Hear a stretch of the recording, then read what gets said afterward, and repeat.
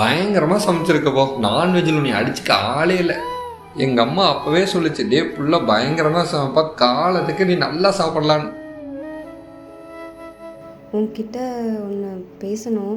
சொல்லுப்பா. இல்லை, நான் இன்ஜினியரிங் ஐடி தானே முடிச்சிருக்கேன். என் ஃப்ரெண்டு கம்பெனியில் ஜாப் ஆஃபர் இருக்கான். அதான் ஜாப் ட்ரை பண்ணலான்னு. ஏய், ஜாப் எதுக்கு? இங்கே உனக்கு எல்லாமே இருக்கு. ஒய்ஃபை இருக்கு, டிவி இருக்கு, ஃபோன் இருக்கு.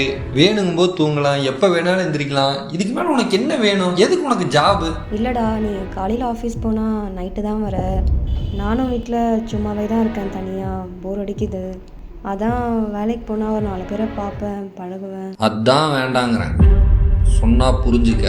வேலையெல்லாம் வேண்டாம். நீ இருக்கிற வேலையை பார்த்தீங்கன்னாவே போதும். இல்லைடா. ஏய், வேண்டாங்கிறேன். தேவையில்லாம அவன்கிட்ட மறுபடியும் பேசிகிட்டு இருக்காரு.